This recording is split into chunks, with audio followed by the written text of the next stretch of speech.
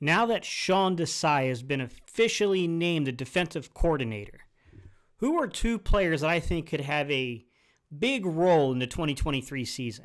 I think they were going to have a big role no matter who the coordinator is, but just looking over the film with a fine-tooth comb and really looking at the roles that they might play inside of this type of system, I do think that when you take a look at Nakobe Dean and you take a look at Jordan Davis, you got two really, really big factors into how this defense is going to function.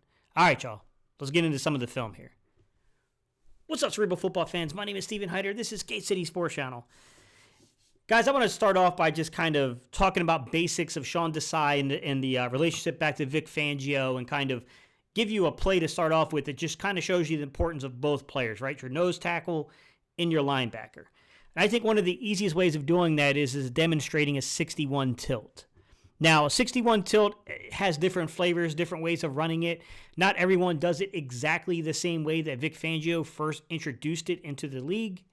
It got made really, really famous, got made really, really popular actually by Bill Belichick, although Vic Fangio is the one who really kind of showed you how you beat these shifty motion movement type offenses by using that. Teams that are trying to get wide zone on, trying to get outside. With that said, I mean, the first thing we need to take a look at is the role of the linebacker inside of a 61 because they're the one, okay? When you go and you look at Chicago's film from 2021, that one was Roquan Smith, number 58, former UGA Bulldog. Inside of Philadelphia, who's that going to be? Number 17, Nakobe Dean, former Georgia Bulldog. Both of these guys under 6'2". If you guys watched all the draft coverage last year, I explained to you that there are some NFL organizations that have a bias towards drafting linebackers that are under 6'2". It is a stigma out there. Look, man, there's been plenty of people that have been under 6'2" at the linebacker position who have excelled and become great players. It's just a scouting theory, guys. I'm not saying that I subscribe to it. I tend to say just grade the film, worry about the measurable crap later, but it is what it is there. With that said, they're fast, they're shifty, and they were both fairly good against the run, although I will say, I think Nakobe Dean could be excellent against the run if you give him a chance to play in this type of system, this type of role. Now, moving down to the defensive line, if you take a look, what you can see is the aggregate of bodies there that equals 6, okay? Both teams like to take a corner, a nickel. In this case, I think they have like number 21 down there for them, which is, I believe it was Xavier Crawford, who actually followed him to Seattle, by the way. And then with the Eagles, what you're going to see here is Avonte Maddox kind of playing that nickel role down there. And what they do is they'll bring those guys up and they widen out the line, so that way it makes it harder to reach the edge if you do your job correctly. What you can see on the film here with Chicago is that doesn't work out so well because they lose outside containment still, even inside of that system, right? But you can see right away, if you've got Nakobe Dean, if you've got Jordan Davis, we already know we have it kind of locked up with that nickel role there. We know who our outside wings would be. Could be some argument on who the other defensive tackles will be. They do play 3-down linemen in this system, so we'll have to see. But you can see right away, like some of the principles and concepts to why someone like Jordan Davis and Nakobe Dean will become very important inside of Sean Desai's inside of Sean Desai's system. And to be fair about this, it ain't like this wasn't on Jonathan Gannon's either, right? I mean, Jonathan Gannon ran these Vic Fangio style things as well, and that was from the Super Bowl with Vic Fangio as actually as a consultant. You can see that clearly, aligned to the film, if you will. The next play I want to show is just kind of the way that they utilize their linebackers. And I think this is kind of a unique thing about Sean Desai, and I could definitely see the role here in Philadelphia for Nakobe Dean. And, I'm a fan, man. I'm a fan of the way that he was actually bringing pressure. He's not afraid to bring 5 or 6 man pressure from different fronts. It's not just like taking 5 guys, putting them on a lot of scrimmage and rushing 3 interior D linemen and 2 wing, edge rushers. Like, he gets kind of, unique with it. Now, you can make the arguments. There's always going to be these counter arguments, guys, that, yeah, that's all great, Steve, but is that really your best 5 pass rushers on the field? Are they getting a little too cute? I think it just depends upon the timing of when you do it, right? You want to do it in the way that no one sees coming, but Nakobe Dean was a good blitzer in college. He was very, very good at timing blitzes in college. And if there's this type of role to where he could play off ball and stacked and off ball as a linebacker, and they're going to use them in these pressure packages like we saw on the film with Chicago with Sean Desai in that defense, that's a wrinkle that I think is different from Jonathan Gannon's. I think that could be something that's a little different from what we've seen prior. All right, one last thing I want to get into here, guys, real quick, because I think this is something you guys will enjoy seeing pointed out to you on the film. I would call it an eagle front. Some people have gone as far to call it, I've seen a couple videos where they're calling this an Okie front.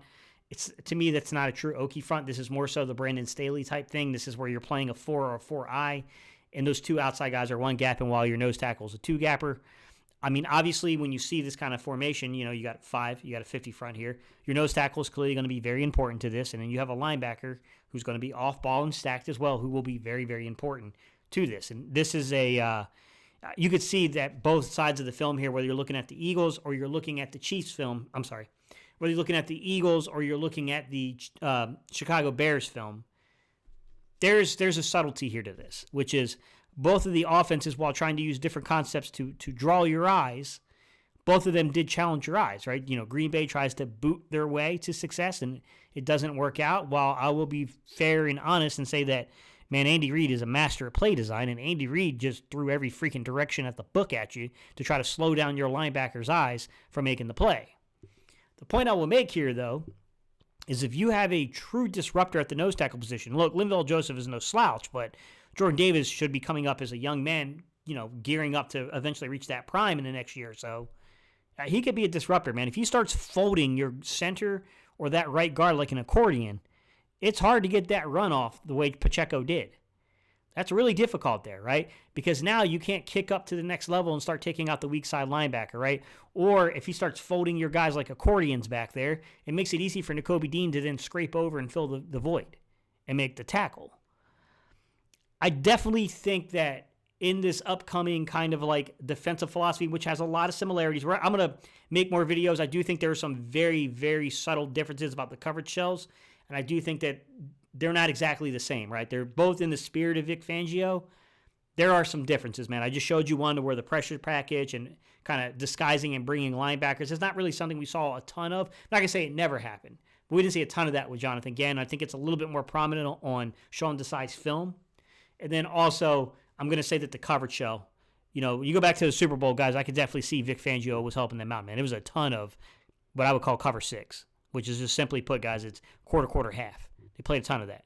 Easy way to identify it is look at your corners. You got one corner playing up, one corner playing off. Look at your safeties. Is one shaded like he's playing cover 2 and the other one's kind of almost looking like it's a quarter's coverage on the other side? It's quarter, half. That's going to be a cover 6 concept. Or if it's, you could flip it and it becomes cover 8 if it's instead of being quarter, half, and the quarters are towards the strong side. If the half goes towards the strong side, then it becomes cover 8. But it's the same concept, honestly. So, this is interesting, man. I'm interested to see the wrinkles that are brought here because, like I said, this is very much the same philosophy. It's very much the same scheme. But the subtle differences can make the world a difference in terms of the outcome. He's more aggressive. To be straightforward, guys, from what I've seen on the film, he's more aggressive than Jonathan Gannon was, okay? Now we'll say you're going to get a lot of kind of soft coverage stuff, but we'll get to that when we get to the cover shell stuff. He mixes in. I mean, he played more man coverage than Jonathan Gannon did. But at the same time, I mean, I saw some plays, and I'm going to get to that in the coverage video, to where they rushed 3 and dropped 8 into coverage. Hey, man, if you get off the field on that one, people are going to love you. Bro, if you start letting people convert on 3rd and long where you're only rushing 3 and you're dropping 8 in this city, man, I'm not going to want to make that video the next day because people are going to go crazy. They're going to lose their minds about it. So there are some things I saw that we need to get into in terms of the coverage shell, but linebacker, nose tackle, Nakobe Dean, Jordan Davis, interesting, man. I think that those two young men could have very, very big roles this upcoming season. And I think we're starting to be able to piece together some of the draft needs for this team, too. We still need to see what they do in free agency. I don't think we're quite there yet. We need to see that first week or two of free agency and see what happens.